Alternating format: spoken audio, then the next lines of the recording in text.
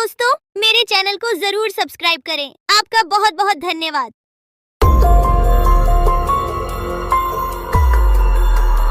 बहुत साल पहले की बात है। लक्ष्मीपुर के जंगल में एक पुरानी झील थी। वहाँ दिन में तो कोई घटना नहीं होती, पर थोड़ा सा भी अंधेरा छाते ही वह झील एक खूनी झील बन जाती।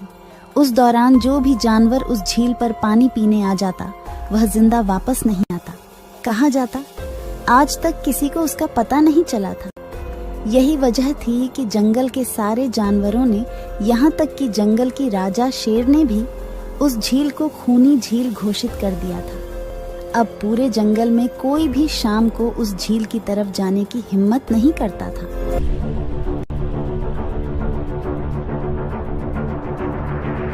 एक दिन उस जंगल में एक बंदर आ जाता है। उसकी और खरगोश की मुलाकात होती है। अरे बंदर भाई, कौन हो तुम? पहले तो तुम्हें इस जंगल में कभी नहीं देखा। खरगोश भाई, आज तक मैं शहर में इंसानों के बीच चिड़ियाघर में था। किसी तरह आजाद होकर आया हूँ।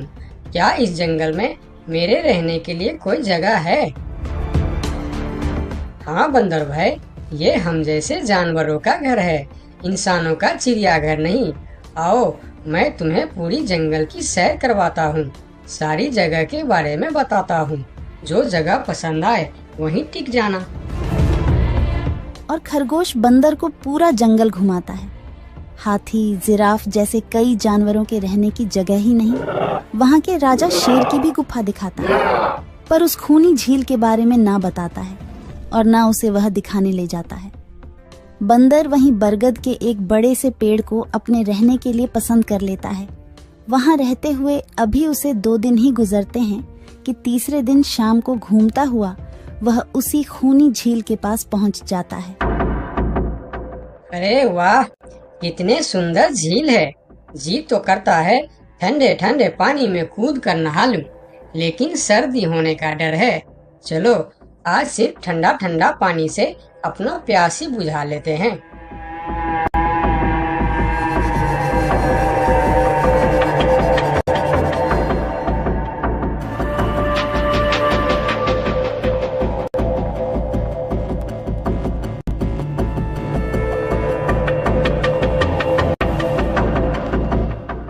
अरे बंदर भाई, तुम इतने डरे हुए क्यों हो?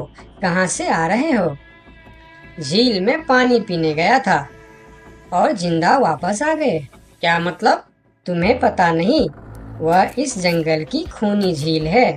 शाम होने पर कोई भी वहाँ जाता है तो जिंदा वापस नहीं आता। उसकी लाश का भी पता नहीं चलता कि वह कहाँ गायब हो जाती है। इसीलिए शाम होते ही कोई भी उस खूनी झील की तरफ नहीं जाता। ये हमारे राजा का आदेश भी है। कमाल है, मुझे तो पता ही नहीं। कैसे पता नहीं? तुम्हें वह खरगोश भाई ने बताया नहीं? लो, खरगोश भाई भी आ गया। अरे खरगोश भाई, आपकी वजह से आज बंदर भाई की जान जाते जाते बची। मेरी वजह से? हाँ, तुमने बंदर भाई को पूरा जंगल घुमाया, हर जगह के बारे में बताया। इस खूनी झील के बारे में क्यों नहीं बताया? भूल गया भाई, मैंने तो सोचा ये तो पेड़ पर रहते हैं, इन्हें झील से क्या काम। अभी अभी इन्हें खूनी झील की खूनी ने पकड़ने की कोशिश की, ये तो बाल बाल बच गए, वरना खूनी झील की खूनी, क्या तुमने उसे देखा? क्यों, क्या तुम लोगों ने आज तक नहीं देखा?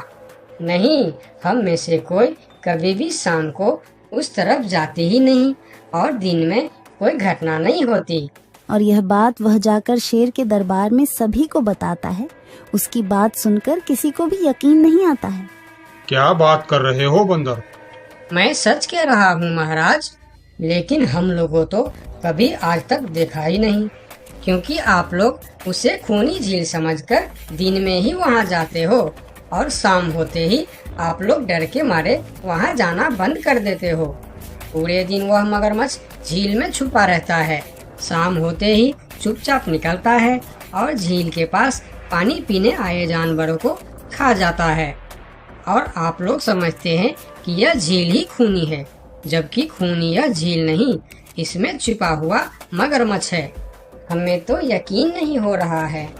वही तो बंदर भाई, हमें अगर पहले पता होता कि आप इतने बड़े झूठे हो तो हम अपने जंगल में आपको रहने की कभी जगह नहीं देते।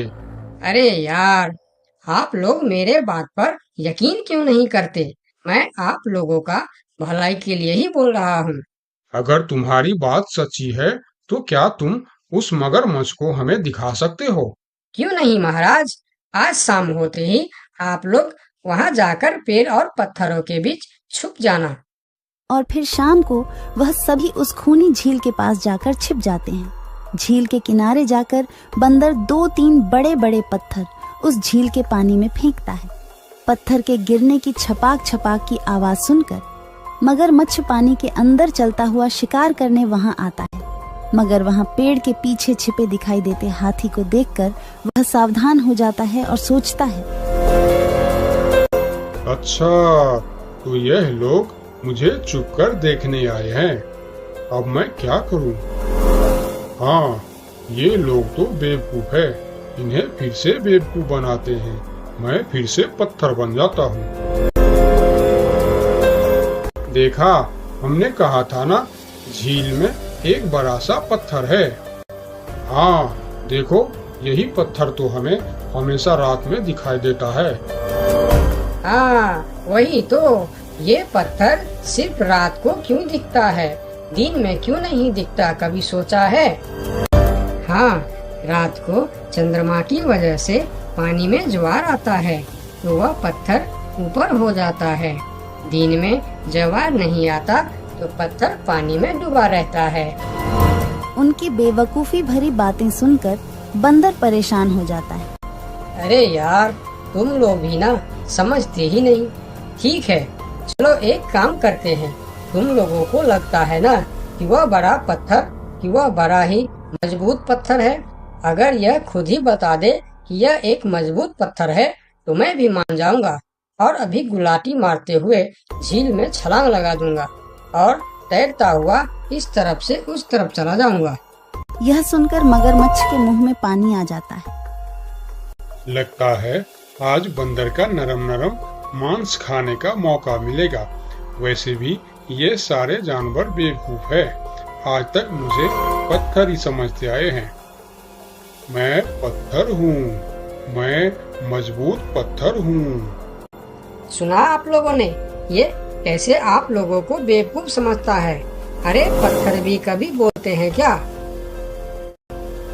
अब सभी की समझ में बंदर की बात आ जाती है। रात भर सभी शेर राजा की गुफा में मीटिंग करते हैं। बंदर सही कह रहा था। यह मगरमच्छ जरूर कहीं दूसरे जगह से हमारे जंगल में आ गया है। लेकिन अब क्या करे?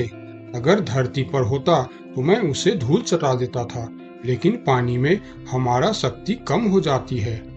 तो क्या इससे हमें कभी छुटकारा नहीं मिलेगा महाराज? मेरे ख्याल से तो नहीं। मिलेगा महाराज। ये पानी में भी रहेगा, हमें देखेगा भी, मगर वह कुछ कर नहीं पाएगा। ये कैसे हो सकता है? हो सकता है हाथी भाई। बस आप लोग मुझे 2 बड़े बड़े रस्सी दे दो। रस्सी का क्या करोगे? मैं शहर के चिड़ियाखाना में था तो एक एक तरीका सीखा है जानवरों पर कब्जा करने की। हम इस पर कब्जा कर लेंगे। और बंदर को 2 बड़ी बड़ी रस्सी लाकर दी जाती है। फिर बंदर उन सभी के साथ रस्सी लेकर उस खूनी झील पर पहुंचता है।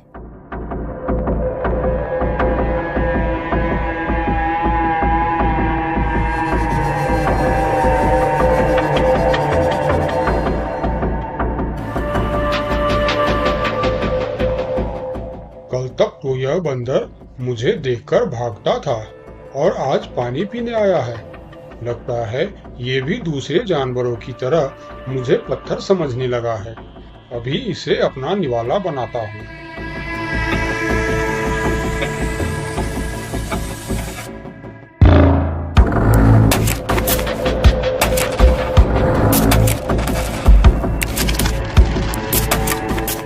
अरे, ये तो भाग भी नहीं पा रहा है। अब यह जितना ज्यादा फरफराएगा उतना यह फंदा कसता जाएगा और चुपचाप रहेगा तो फंदा ढीला रहेगा। जैसे यह फिर हिलेगा फिर फंदा कसता जाएगा। अब ना यह इससे छूट सकता है और ना पानी में जा सकता है। अरे वाह, फिर तो यह हमारा कुछ भी नहीं बिगाड़ सकता। अब हम सारे जानवर इस झील में कभी भी पानी पी सकते हैं, कभी भी नहा सकते हैं। अब यह हमारा कुछ भी नहीं बिगाड़ पाएगा। अरे वाह बंदर भाई, मान गए। आपने तो हमारी समस्या ही खत्म कर दी, वरना रात भर हमें प्यास ही रहना पड़ता था कि हमें झील में पानी पीने गया और झील ने हमें खा लिया। तो आज हमें एक बात समझ में आई है कि किसी भी अफवाह के चक्कर में हमें अपनी जगह छोड़कर नहीं जाना चाहिए, बल्कि उस अफवाह का समाधान क्या है वह खोजना चाहिए, क्योंकि कोई भी जगह खूनी नहीं होती, उस जगह पर रहने वाला खूनी होता है।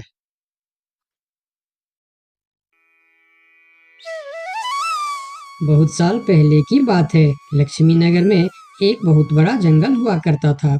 उस जंगल में शेर खान नाम का एक शेर रहता था। वह जंगल का राजा था। उसके शासनकाल में जंगल के सभी जानवर सुखी और शांति से रहते थे। यदि जंगल में कोई भी जानवर गलत काम करता तो शेर खान उसे दंड देते थे। वह कमजोर जानवरों की रक्षा भी करते थे। एक दिन शेर खान अपने गुफा के सामने बैठे थे। तभी उसका दोस्त भालू उसके पास आया। फिर दोनों दोस्त मिलकर जंगल और जंगल के जानवरों के बारे में आलोचना करने लगे। मैं इस जंगल का सबसे शक्तिशाली जानवर हूँ। मेरे सामने जंगल का कोई भी जानवर टिक नहीं सकता। क्या कहते हो भालू भाई?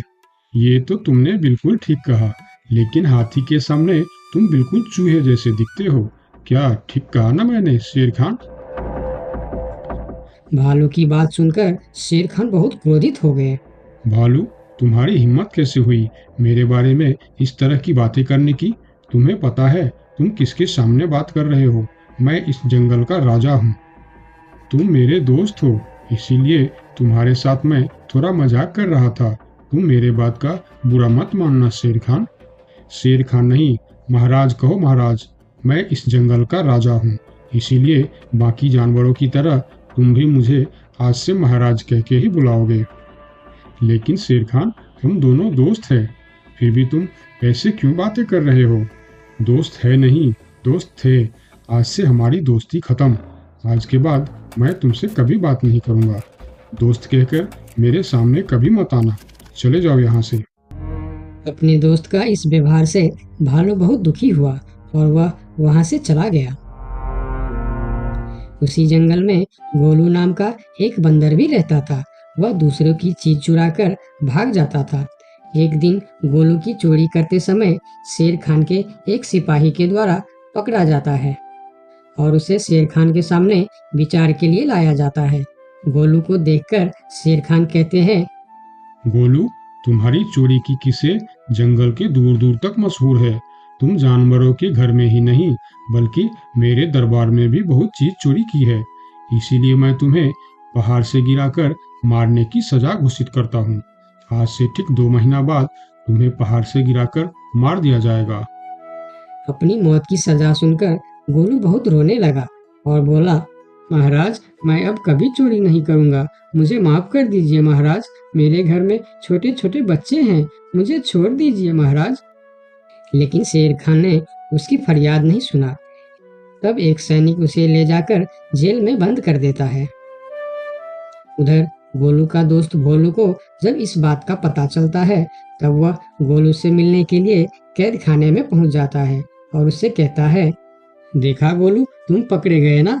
मैं तुम्हें कितनी बार कहा था कि चोरी करना छोड़ दो। अब क्या होगा बताओ, कैसे निकलोगे यहाँ से? ये सब छोड़ो भोलू भाई, जो होना था वो हो गया। मुझे तो बस अपने परिवार की चिंता हो रही है। काश मैं मरने से पहले उनके लिए कुछ कर पाता। मेरे छोटे छोटे बच्चे हैं, बीवी है, अब उन सब का क्या होगा? मेरे बिना वह भी जीवित नहीं रह सकते। गोलू की बातें सुनकर भोलू सोच में पड़ गया। फिर वह शेर खान के पास गया और बोला, महाराज, मैं गोलू का दोस्त भोलू हूँ। मैं आपसे कुछ कहने आया हूँ। तो तुम गोलू का दोस्त भोलू हो। ठीक है, बताओ क्या कहना चाहते हो तुम। महाराज, मैं चाहता हूँ कि आप गोलू को कुछ दिन के लिए उसके परिवार के पास जाने दें, ताकि वह मरने से पहले अपने परिवार के लिए कुछ इंतजाम कर सके। मरने वाले का आखिरी इच्छा पूरा कीजिए महाराज।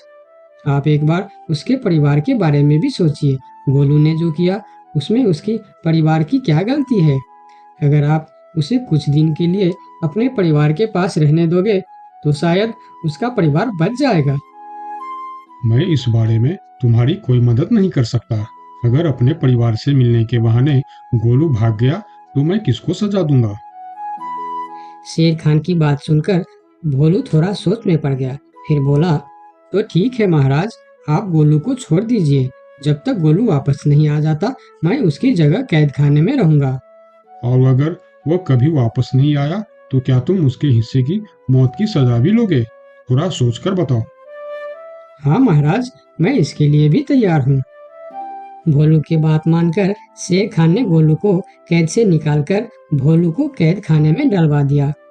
तब बाहर निकलकर गोलू ने भोलू को बोला, दोस्त, तुम चिंता मत करना, मैं समय से पहले ही वापस आ जाऊंगा। ऐसा कहकर गोलू वहां से चला गया और भोलू गोलू की जगह कैद खाने में रहने लगा। इस तरह बहुत दिन बीत गया, लेकिन गोलू वापस नहीं आया। तब एक दिन शेर खान भोलू के पास आया। देखा बंदर, मैंने कहा था ना गोलू वापस नहीं आएगा। अगर कल सुबह तक गोलू वापस नहीं आया तो शर्त के अनुसार कल शाम के समय तुम्हें पहाड़ से गिरा दिया जाएगा।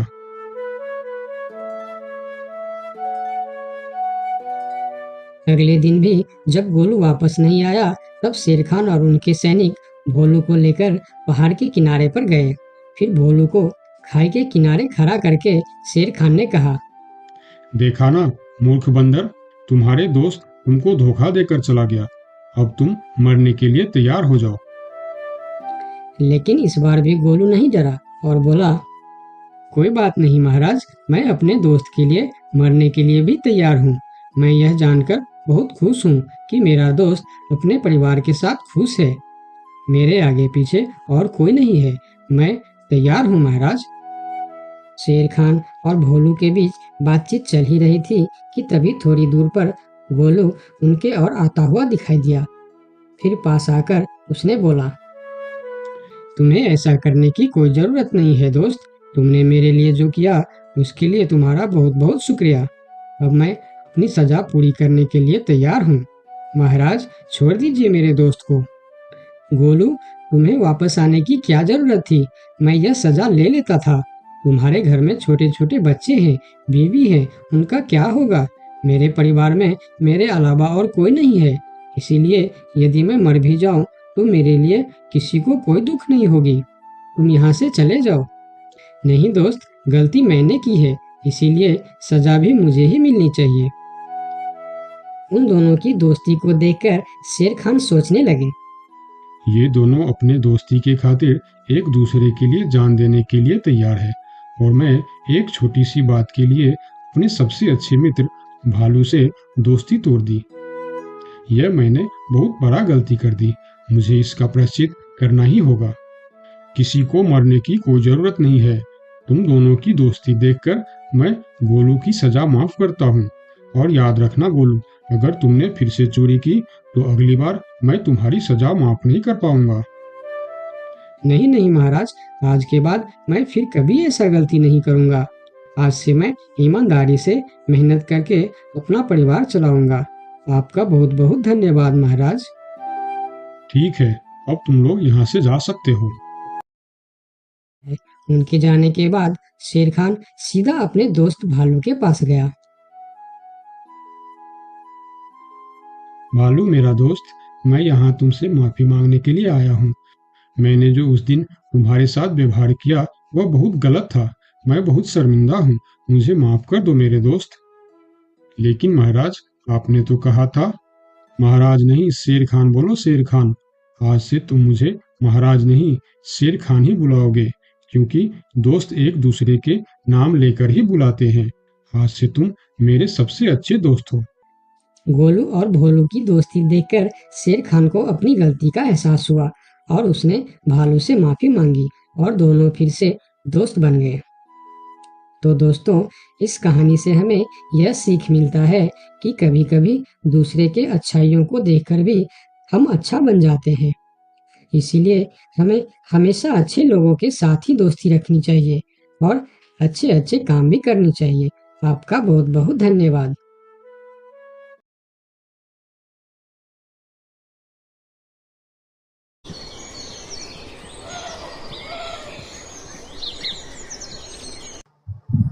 रामपुर नामक गांव में एक बहुत बड़ा धनी सुनार रहता था, जो लोगों को ब्याज के चलते पैसे उधार दिया करता था और उनसे सामान गिरवी रखवाता था। ऐसा करते करते उसका बहुत बड़ा घर बन गया था गांव में।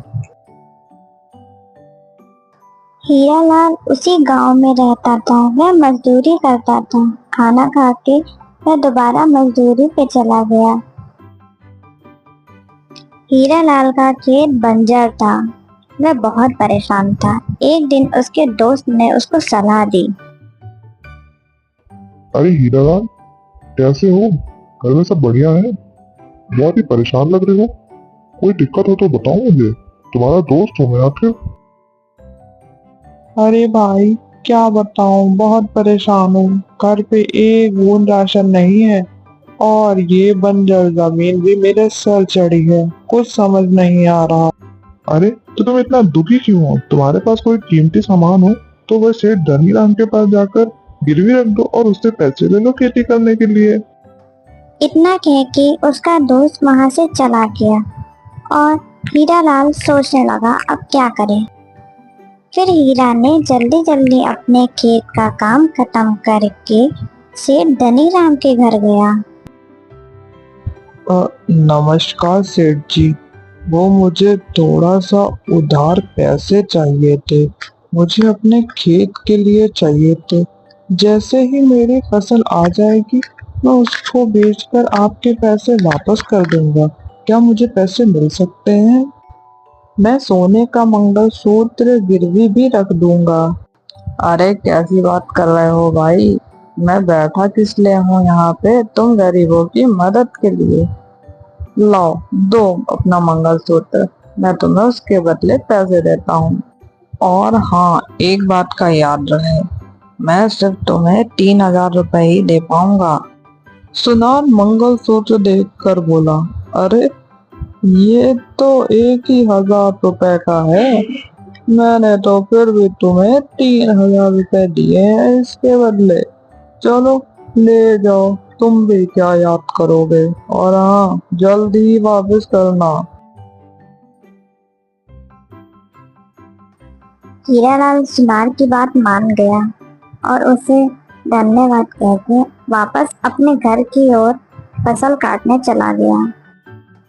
कुछ दिनों बाद उसने अपने खेतों में कड़ी मेहनत करी और उन पैसों से अधिक बीज लगाए और कुछ दिनों बाद उसे अच्छी फसल हुई, जिसे बेचकर वह बहुत खुश था और उसने बहुत पैसे कमाए। दोनों पति पत्नी बहुत खुश थे क्योंकि उनके घर नई खुशियां आई थी।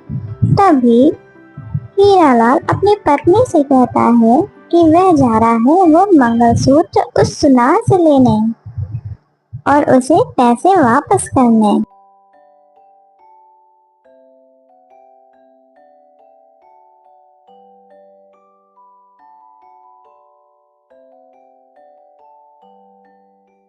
अरे सेठ जी, नमस्कार। कैसा चल रहा है आपका धंधा? ठीक तो है आप? हाँ, सब बढ़िया। तुम्हें देख के लगता है शायद तुम मेरे पैसे वापस करने आए हो, क्यों? हाँ सेठ जी, आपके दिए हुए पैसे से मेरी फसल में बहुत अच्छा सुधार हुआ है और मैंने उसे शहर में बहुत अच्छे दामों पर बेचा है, जिससे मुझे मुनाफा हुआ है। अब मैं अपना मंगलसूत्र लेने आया हूँ और आपके पैसे वापस करने आया हूँ। हाँ, चलो अच्छा है तुम्हारा भी जीवन सुधर गया। आखिर मैं यही चिंता में था कि तुम्हारा मंगलसूत्र कहीं यहीं ना रह जाए। वैसे बैठो, मैं लाता हूँ तुम्हारा मंगलसूत्र। सुनार अपनी अलमारी से वह मंगलसूत्र निकालकर उसे देता है। सेठ जी, ये मेरी पत्नी का मंगलसूत्र नहीं है, ये नकली है, ये किसी और का है शायद। मेरी पत्नी के मंगलसूत्र के पीछे मेरे पिताजी का नाम लिखा हुआ था और इसके पीछे नहीं लिखा है। जरा आप ध्यान से देखिए। अरे, अब तुम ये क्या बात कर रहे हो? तुम्हें क्या लगता है मैंने ये मंगलसूत्र बदल दिया? मैं चोर हूँ? ये बात तुम्हें पहले बतानी चाहिए थी कि तुम्हारे मंगलसूत्र के पीछे तुम्हारे पिताजी का नाम लिखा है। देखो, जो तुमने मुझे दिया मैंने तुम्हें वापस किया। अब तुम जानो और तुम्हारा काम जाने। आज तक किसी ने मेरे ऊपर ऐसा इल्जाम नहीं लगाया। तुम पहले इंसान हो ऐसे। अरे, ऐसी बात नहीं है सेठ जी, मैं तो आपके पैसे वापस नहीं करने आया था, लेकिन वह मेरी पत्नी का मंगलसूत्र है, वो तो मुझे दे दीजिए। एक बार आप देख तो लीजिए, शायद हो आपके पास। अरे भाई, अजीब बेगैरत इंसान हो तुम। कैसे पीछे पड़ गए हो मेरे, जैसे कि मैं चोर। एक तो मैं मदद करूं, ऊपर से मुझे ही झूठ बताओ। वह उदास होके वो मंगलसूत्र लेके वापस जाने लगा। जंगल में चलते चलते उसे उसका दोस्त रास्ते में मिला और उसने उसको वहाँ की सारी बातें बताई। जंगल में चलते चलते उसे उसका दोस्त रास्ते में मिला और उसने उसको वहाँ की सारी बातें बताई। उसने अपने दोस्त को वह मंगलसूत्र भी दिखाया। अरे भाई, तुम परेशान मत हो, तुम गांव के सरपंच जी के पास जाकर ये बात बताओ, वह जरूर तुम्हारा फैसला करेंगे। मुझे कुछ समझ नहीं आ रहा है, मैं क्या करूं? और घर जाकर अपनी पत्नी को मैं क्या बताऊंगा कि उसका मंगलसूत्र मैं नहीं वापस ला पाया? अरे दोस्त, दिल छोटा मत करो, तुम सरपंच जी के पास जाओ और परेशान मत हो, वह जरूर तुम्हारी बात सुनेंगे। हरी अपने दोस्त की बात सुनकर धीरे धीरे सरपंच जी के घर की ओर चलने लगा और उनके पास पहुंचकर उसने सारी आपबीती उन्हें बताई। सरपंच जी, सुनार ने मेरा मंगलसूत्र बदल दिया है, मेरी मदद करें। क्या सबूत है तुम्हारे पास कि यह मंगलसूत्र तुम्हारा ही है? अगर तुम्हारे पास कोई सबूत है तो तुम दिखाओ मुझे। सरपंच जी, वह मंगलसूत्र मेरा पुश्तैनी मंगलसूत्र है, जिसके पीछे मेरे पिताजी का नाम लिखा हुआ है, और जो सुनार ने मंगलसूत्र दिया है उसके पीछे कोई भी नाम नहीं लिखा हुआ है। सरपंच जी के कहने पे सरपंच जी का आदमी उस सुनार को घर लेकर आ जाता है।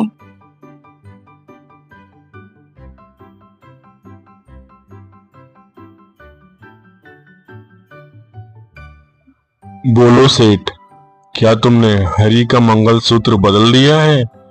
तुम्हारे पिताजी तो ऐसा नहीं करते थे। आखिर बात क्या है सेठ, तुम मुझे सही सही बताओ। सरपंच जी, मैं तो इन गरीबों की मदद करता हूँ इन्हें कर्ज दे के।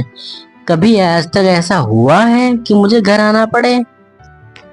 इस हरी की ही नीयत खराब है मेरे पैसों पर, तभी ये मुझ पर उल्टे सीधे इल्जाम लगा रहा है।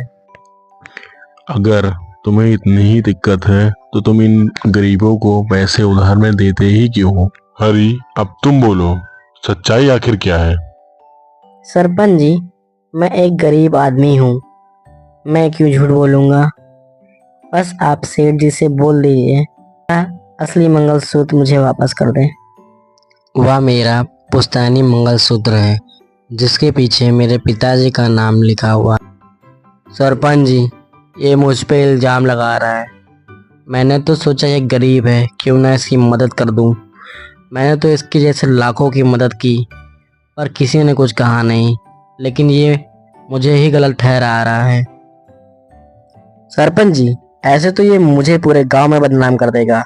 अब इसका कोई आप ही उपाय निकालिए सरपंच जी। मुझे लगता है सेठ सही है, शायद गलती तुमसे ही हो रही है। एक बार तुम जाके उस मंगलसूत्र को दोबारा चेक करो और उसके बाद देख के मुझे बताओ, फिर आगे मैं देखता हूँ। आज की सभा यहीं खत्म होती है। सरपंच जी की बात सुनकर सेठ मन ही मन खुश हो गया कि अब उसकी चोरी नहीं पकड़ी जाएगी। लेकिन हरी उदास हो गया, उसका पुश्तैनी मंगलसूत्र अब उसके पास नहीं था। सरपंच जी के मन में एक ख्याल आया और उन्होंने अपने आदमी से कहा, मुझे लगता है ये सेठ झूठ बोल रहा है। हरी का मंगलसूत्र इसी ने रखा हुआ है। ये सेठ जहाँ अपना सोना रखता है, तुम जाके उस सोने को चेक करके देखो और शायद उसमें ही हरी का मंगलसूत्र हो। मैं चाहता हूँ ये काम तुम जल्द से जल्द करो, वरना वह सेठ सतर्क हो जाएगा और अगर कहीं वह मंगलसूत्र छुपा ना दे। जी सरपंच जी, जैसा आप कहते हैं मैं वैसा ही करता हूँ। लेकिन ध्यान रहे, तुम्हें बहुत सतर्क होके सेठ के घर जाना होगा ताकि उसे ये ना पता चले कि तुम मेरे आदमी हो।